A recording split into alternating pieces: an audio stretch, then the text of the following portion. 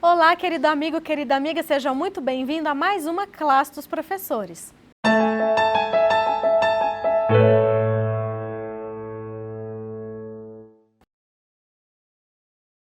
Essa semana a gente vai estudar a lição de número 4, que tem o título Temam a Deus e deem glória a Ele. Mas antes da gente começar, eu vou pedir para você ajudar a gente com o projeto da classe dos professores. Você pode ajudar se inscrevendo no nosso canal do YouTube Adventistas Lago Sul, caso não seja inscrito. Não esquece de ativar o sininho das notificações, assim quando tiver conteúdo novo no canal você vai ficar sabendo. Clica no joinha que está aqui embaixo para você deixar o seu like, compartilhe o vídeo com as pessoas que você conhece, assim além de ajudar o projeto, você vai estar ajudando a apressar a volta de Jesus e deixando aqui embaixo o seu comentário. Se você tiver um comentário da lição, uma percepção sua, uma dúvida, a gente está aqui para te ajudar, para te responder e deixa também o seu pedido de oração. A gente lê e a gente ora por todos os pedidos que são feitos. E eu queria deixar um abraço especial para 4 pessoas que comentaram recentemente aqui nos nossos vídeos, que são a Dolores, que acompanha a gente de Uribici, Santa Catarina, a Anete, que acompanha a gente lá de Manaus, o Antônio Barbosa, de Teresina, no Piauí, a gente está orando por você, ele pediu oração, estamos orando por você, e o Francisco Fernando, ele fez uma pergunta e eu queria explicar. Ele perguntou se a gente aqui da classe se reúne no sábado, antes, né, de passar a lição e tal. O que acontece? A gente estuda com antecedência a lição, a gente grava a lição no dia de domingo e depois, toda semana, a gente solta a lição para que as pessoas possam estudar com a gente. Mas nos sábados pela manhã, cada um estuda na sua respectiva classe, aqui na Igreja do Lago ou na igreja que a pessoa frequenta. E você, não esquece também de deixar o seu comentário, falar de onde você está acompanhando, a gente fica muito feliz com os comentários de vocês. Então, eu vou apresentar os nossos professores. Lá na ponta nós temos a Cris. Seja bem-vinda, Cris. Obrigado, Jéssica. Uma alegria estar aqui novamente para aprender um pouco mais da Palavra de Deus. Amém. A Cris é membro aqui da Igreja Adventista do Lago Sul e ela cuida dos nossos adolescentes. Do lado dela, a gente tem o querido Dalmo. Seja bem-vindo, Dalmo. Obrigado pela sua presença também. É um prazer compartilhar desse amor e aprendermos aqui juntos. É verdade. O Dalmo também é membro aqui da Igreja Adventista do Lago Sul e ele é o nosso diretor do Clube de Desbravadores Arcanjos da Luz. E do lado dele nós temos o querido pastor Flávio. Seja bem-vindo, pastor. Olá, muito obrigado aí por mais essa oportunidade. Vamos crescer juntos na Palavra de Deus. Amém. O pastor Flávio é pastor do distrito de Penorte. Eu sou a Jéssica, também sou membro aqui da Igreja Adventista do Lago Sul. Para a gente começar, pastor, você podia orar para a gente, por favor? Com certeza. Senhor nosso Deus, nosso Pai, agradecemos a Ti por essa oportunidade de estudarmos juntos aqui, pessoas de vários lugares, acompanhando países e todos estudando um tema muito importante das Sagradas Escrituras que tem respeito aos nossos dias. Que o Senhor nos dê sabedoria nesse estudo, que Teu Santo Espírito esteja presente conosco e que nossos pecados sejam perdoados no sangue de Cristo Jesus. É o nosso pedido, em nome dele, amém. Amém. Bom, lição de número 4. O título é Temam a Deus e deem glória a Ele. A lição dessa semana tem esse título, né? E o verso para memorizar está em Apocalipse 14:12 e diz assim: Aqui está a perseverança dos santos, os que guardam os mandamentos de Deus e a fé em Jesus. E aí o autor começa a lição dizendo, né, que Deus deixou escrito tudo o que vai acontecer e como nós sabemos o que vai acontecer, nós não precisamos temer, mas nós temos que nos preparar. Pastor, e aí o título da lição de domingo, né, é justamente Temam a Deus. Só que aí, pra gente que é humano, isso é meio estranho, né, porque o temor a gente associa com medo, né, com a opressão. E Deus diz que Ele é amor.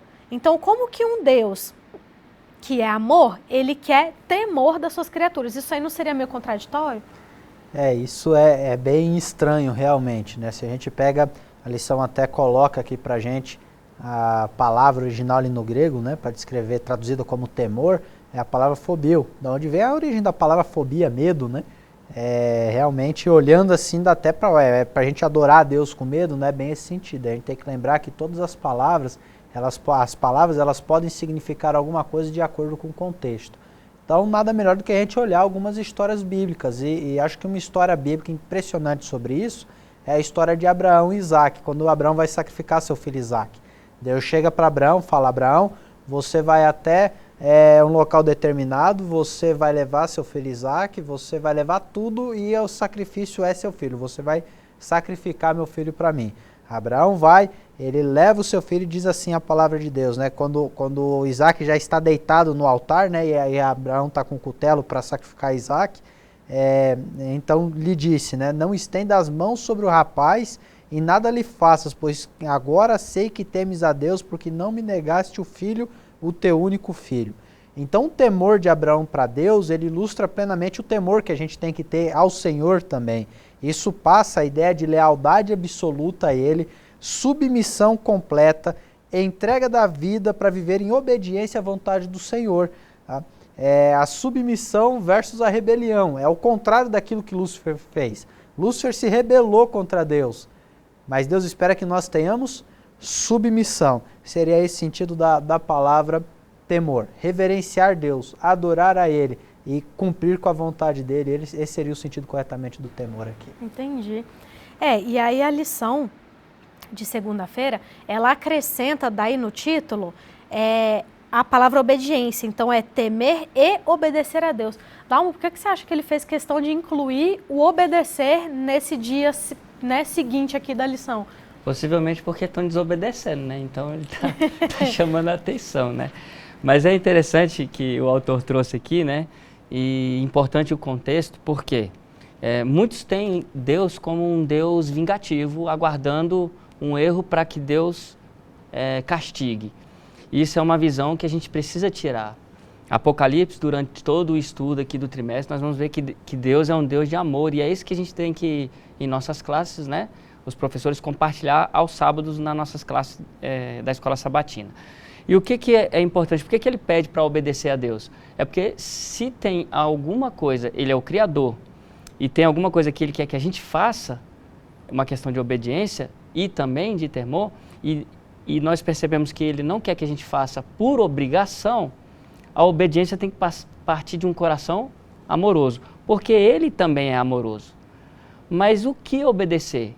E aí Apocalipse vai trazer isso, e a gente tem que bater nessa tecla. A gente vem para a questão da lei de Deus. A lei de Deus, a transgressão, né, da lei é o quê? É pecado. E pecado é transgressão da lei. Então o que acontece? A gente precisa ser liberto disso. Agora, obedecer à lei é o que vai me salvar? Não. Mas tem uma coisa interessante. Desobedecer à lei vai me punir. Então, se eu obedeço à lei, não é por isso que eu vou ser salvo. Mas eu desobedecer ela é uma desobediência a Deus. Então eu vou me perder. Não vamos ser salvos guardando a lei. Não, de maneira nenhuma. Mas a lição deixa aqui que o Evangelho liberta da condenação da lei, não de eu obedecer. Então, obedecer a Deus é porque é o caminho que eu tenho para alcançar o próximo e alcançar o próprio Deus, né? É a obediência da sua lei. E isso determina quem domina e quem controla a minha vida, né? Isso é que é determinante aqui. Então vem muito isso. O temor aqui ficou bem claro que não era uma questão de medo, e sim de uma questão de respeito, de lealdade, de fidelidade. Como é importante a gente estudar, né? Porque às vezes a gente só lendo, a gente entende o texto bíblico de um jeito errado. E aí quando a gente vai estudar, a gente vê que não é nada daquilo que a gente estava pensando, né? E a gente tem que lembrar também que a Bíblia foi escrita em outra língua, né? Ela não foi escrita em português. E é da mesma forma que a língua varia, tanto é que, por exemplo, a palavra saudade é uma palavra que existe só no português. A palavra saudade, que traduz o sentimento, né, da saudade, ela só existe em português. E aí se você tenta explicar isso para alguém em outra língua, é mais difícil, né? Então a gente tem que lembrar também que a Bíblia foi escrita em outra língua e que às vezes a gente precisa de um certo estudo para a gente entender o que está querendo dizer.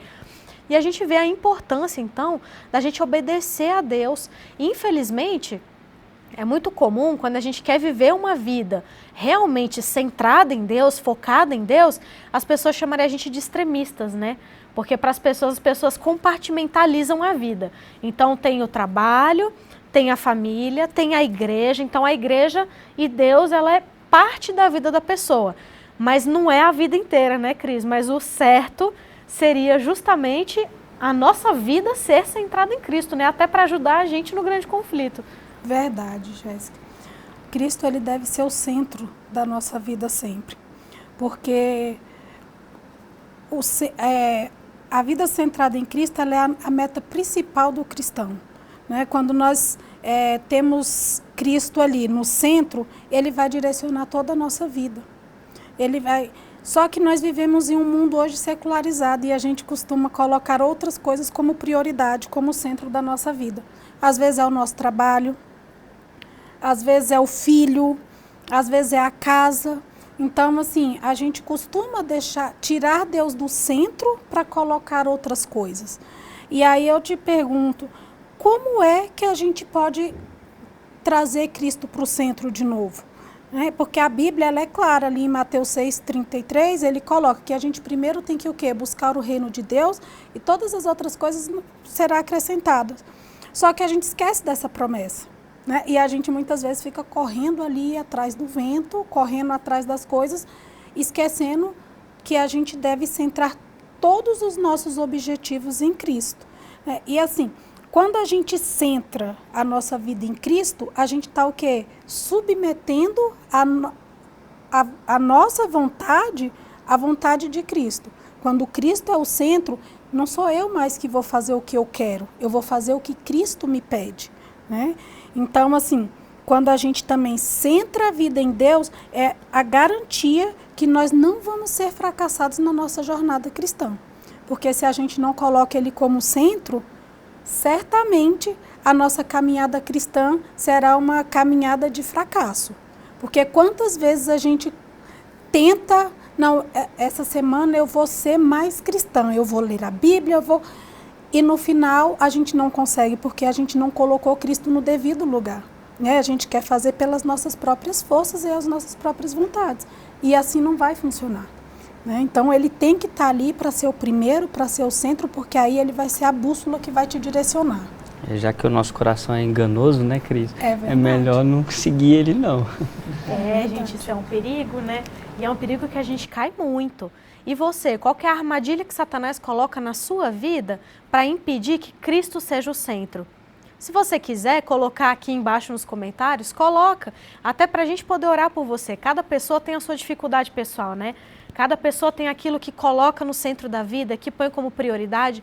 Às vezes são os filhos, às vezes é o casamento, às vezes é o trabalho, às vezes é um hobby. Então, se você quiser que a gente ore por você especificamente nesse ponto, coloca aqui embaixo para a gente nos comentários qual é o ponto de maior dificuldade na sua vida, a sua pedra de tropeço, que a gente vai orar por você, assim como nós oramos por nós mesmos e por todos os que estão aqui. E engraçado, Jéssica, que quando a gente não coloca Cristo como centro, a gente fica andando em círculo, né? Aí nada dá certo, tudo parece dar errado e a gente não percebe o porquê que nada está funcionando. Por quê? Porque você não colocou, não deu valor a Cristo como ele deve ser valorizado no seu dia, como ele tem que estar na sua vida, e aí você fica andando nesse círculo de fracasso. Se o centro não está firme, sólido, né? Como que a periferia vai estar firme, né? Pastor, na mensagem angélica, logo depois do anjo falar, temei a Deus, ele complementa falando, e dai-lhe glória. E aí você sabe que aqui na classe, né, a gente sempre gosta de fazer uma coisa prática, porque às vezes a gente lê os textos e tudo parece meio teórico, né? Então você fala, a gente tem que temer a Deus e dar glória. O que isso significa na prática? Como é que eu faço isso no dia a dia? Então a gente já estudou, já descobriu que temer não é ter medo de Deus porque ele pune, porque ele é carrasco, porque está esperando você errar. A gente já viu que a gente tem que temer, a gente viu que a gente tem que obedecer, que a gente precisa estudar para descobrir a sua vontade, para poder executar. Como que a gente dá glória na prática? Passou um dia a dia só chegar na igreja e falar assim, glória seja a Deus. Realmente, uma coisa que tem que ficar bem claro na nossa mente quando a gente estuda a palavra de Deus é que as próprias respostas da Bíblia, elas se encontram na Bíblia. E tem um texto muito conhecido, que é o texto de 1 Coríntios, capítulo 10, verso 31, que diz assim, portanto, quer comais, quer bebais, façais qualquer outra coisa, fazei tudo para a honra e glória de Deus. Tudo para a glória de Deus. Esse texto ele resume bem isso daqui.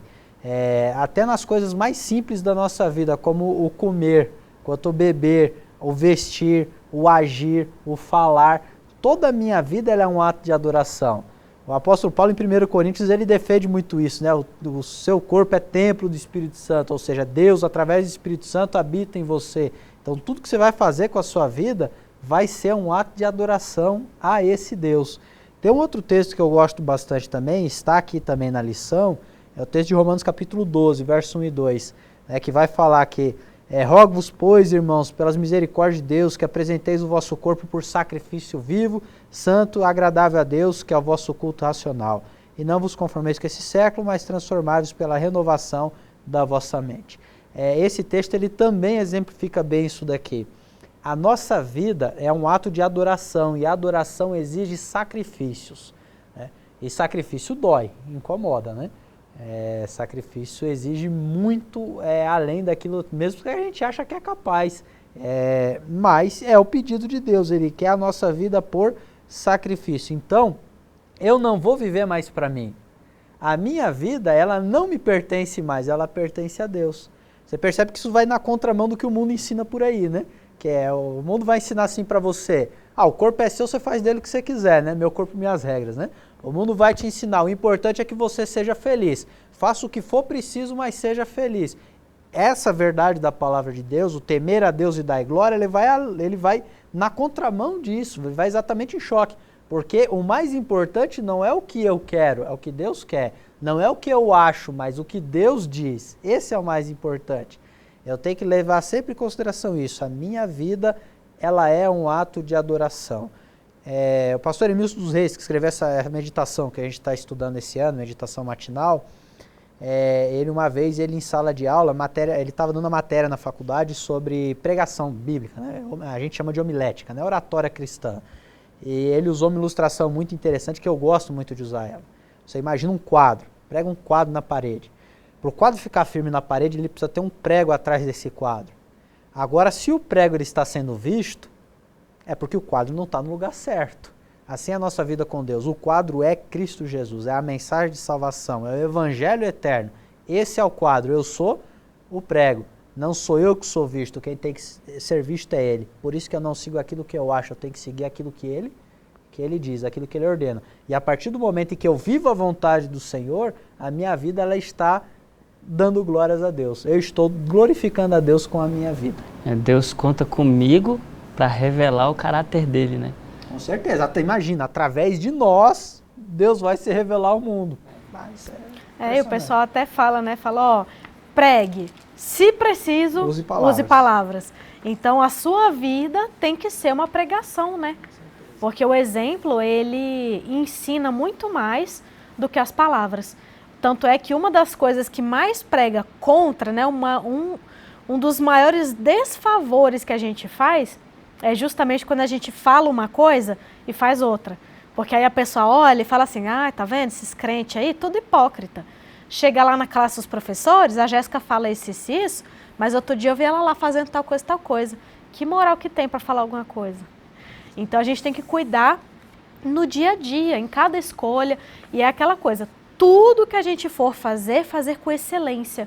Então, nosso trabalho, não importa o quão pequeno seja, o quão simples seja, faça como se você estivesse fazendo para o próprio Jesus. Se você fosse vestir, se vista como se você estivesse indo encontrar com Jesus. Quando você for alimentar, você se alimenta como se estivesse sentado à mesa com Jesus. Se a gente começar a pensar dessa forma, fica até mais fácil da gente educar a nossa mente e o nosso comportamento, né? Mas isso a gente também só consegue fazer se a gente colocar Cristo como centro da nossa vida. Com certeza. Sem isso a gente não consegue viver todas essas coisas. Por quê? Porque o prego que vai estar aparecendo e não o quadro. E aí tem até uma coisa interessante que é em cima da palavra prioridade, né? Isso. Deus, Cristo Jesus é a nossa prioridade. Prioridade é aquilo que vem primeiro. Geralmente a gente lista outras coisas, né? Minha prioridade é Deus, família, trabalho. Não, prioridade é o primeiro Deus, o resto Ele vai acrescentar, Ele vai cuidar. O primeiro lugar é Deus na minha vida. Fazendo isso, colocando no centro, estarei dando glória a Deus. É por isso que a gente exorta tanto você a estudar a sua lição logo cedo, na primeira hora da manhã. Então, antes de começar o seu dia de buscar todas as coisas, busque a Deus e o resto vai ser acrescentado. E, inclusive, a classe dos professores não é um substituto do estudo diário da lição. Por isso que a gente sempre lembra você, todo dia de manhã, pega a sua Bíblia, pega a sua lição, vai ter o seu momento com Cristo antes de toda e qualquer coisa. E aí sim, você vai estar alimentado e preparado para enfrentar o seu dia. Um dia que não é começado com Cristo, que não é iniciado com Cristo, é um dia perdido. Dalmo, aí a lição de quinta, ela traz um detalhe muito importante que está no verso para memorizar dessa semana, que quando a gente lê, a gente deixa passar batido. Mas a gente sabe que a Bíblia, ela é assim, você tem que garimpar, né? E quanto mais você lê, cada palavra, cada vírgula, cada pontuação, cada acentuação tem um motivo para estar ali. E presta atenção aqui, vamos ler junto. Pega a sua Bíblia, se você não está com sua Bíblia, pausa o vídeo, vai lá, busca. Abre em Apocalipse, capítulo 14, verso 12. E vamos ler juntos. A lição, a Bíblia diz assim: aqui está a paciência dos santos. Aqui estão os que guardam os mandamentos de Deus e a fé de Jesus. A gente tem o costume de falar e a fé em Jesus, para querer dizer que acredita, né, em Jesus. Mas a lição chama a atenção que não é a fé em Jesus, é a fé de Jesus. Por quê, Dalmo? Que diferença faz você trocar o em pelo de? A fé em Jesus nós temos, né? E temos que ter. Agora, a fé de Jesus, por que que Apocalipse, quando a gente percebe, tem um dragão irado. Tem um dragão irado que está pronto para nos devorar. Então, a gente precisa ter algo mais. Além da fé em Jesus, o articulista traz aí a fé de Jesus, porque através da fé de Jesus, Jéssica, a fé de Jesus venceu Satanás na tentação. A fé de Jesus deu visão ao cego. A fé de Jesus fez o coxo andar. Então, a fé de Jesus fez Jesus andar sobre as águas. Ressuscitou mortos, Ressuscitou mortos. Então, a gente precisa dessa fé porque é um momento na história em que tudo está muito conturbado. As nossas doutrinas estão muito abaladas e perto de sofrer muitas alterações, porque o mundo vai fazer com que isso seja penoso se eu quiser seguir a Deus. Então eu preciso de ter algo mais forte em mim. E essa fé de Jesus que moveu as coisas, né? Que parou a tempestade, eu preciso dessa fé. E para ter essa fé eu preciso sempre estar, o que a gente já comentou aqui, né? Colocando Cristo no centro e fazendo da minha vida uma vida exemplo. O finado Lázaro, que apesar de não gostar do ritmo da música dele, né?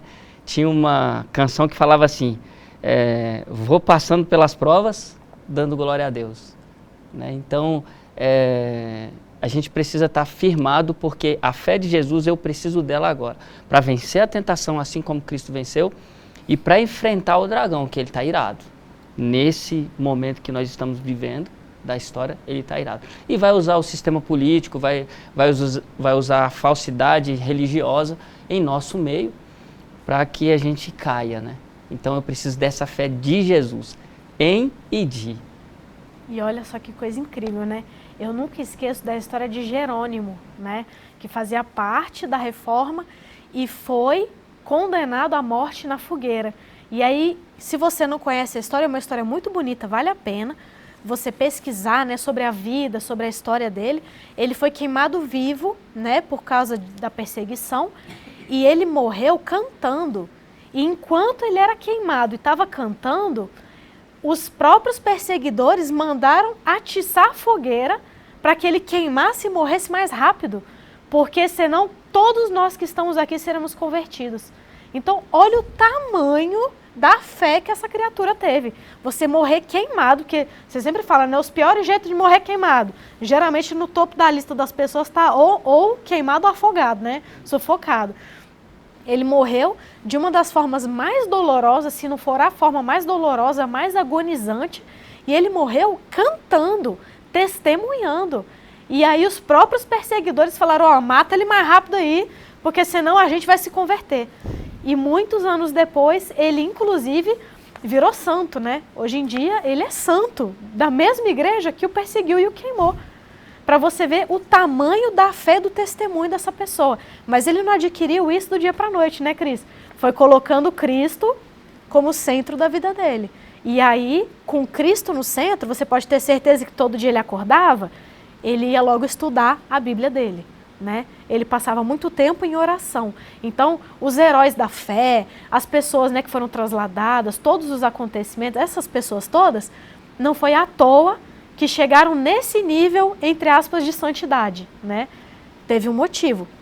E a lição dessa semana foi extremamente reveladora, porque a gente viu, né, Cris, que a gente temer não significa ter medo e que a gente tem um sumo sacerdote que está ali advogando por nós, né? É verdade, Jéssica. E aí, quando a gente fala, o pastor já colocou, o Dalmo também, que a palavra temor, ela não se refere ao medo. E eu sempre, quando eu estava em sala de aula, eu falava para os meus alunos, antes de ler um livro, a gente precisava conhecer o contexto, né? Conhecer o autor e o contexto. Por quê? Porque em determinado contexto, essa palavra tinha uma outra conotação. E a gente precisa entender que a Bíblia foi escrita em um outro contexto, né? Então, assim, realmente, o temor, eu olhando, pesquisando, o temor é o quê? É a falta de quê? De tranquilidade, se a gente colocar no contexto de medo. É a falta de tranquilidade, é o susto, é o terror e o pavor. E se a gente levar para o contexto bíblico, ele é um sentimento de profundo respeito e obediência, né? Que é o que nós temos com o nosso sumo sacerdote que intercede por nós, que é o que nós devemos ter por ele, né? Então, assim, no contexto bíblico, temor e medo são coisas bem diferentes, né? Porque o temor, quando a gente teme a Cristo, a gente está dizendo para Cristo o quê? Que ele me representa, que eu estou com ele. E se eu sou cristã e acredito, por que eu vou ter medo desse Deus? Ele não me causa ameaça, pelo contrário, ele está lá intercedendo por mim. Então, assim, esse temor é nesse sentido, de que eu tenho um Deus que intercede por mim e eu tenho que ter esse respeito, essa adoração por ele, né? Então, assim, e adorar envolve entrega total, submissão, e é nesse contexto que a palavra temor vem para a gente, né? E aí nós temos que temer e acreditar nesse sumo sacerdote que intercede por nós. Então, por que eu teria que ter medo? Eu não preciso ter medo. É alguém que está me protegendo, né? Exatamente. É alguém que está, inclusive, me ajudando com as minhas próprias dificuldades. É alguém que ama, que cuida. Então, para a gente encerrar, vamos fazer uma oração? Querido Deus e Pai, muito obrigada, Senhor, por essa lição tão maravilhosa. Obrigada porque com o estudo nós podemos compreender exatamente aquilo que o Senhor quer transmitir para nós. Obrigada porque o Senhor nos ama, obrigada porque o Senhor cuida de nós e obrigada porque o Senhor deixou a Tua palavra para que nós possamos saber o que vai acontecer e possamos saber o que fazer para que possamos ser vitoriosos contigo e através de Ti na luta final. Nos ajude, Senhor, trabalhe em nossas mentes, nossos corações, abençoe a pessoa que está nos assistindo nesse momento.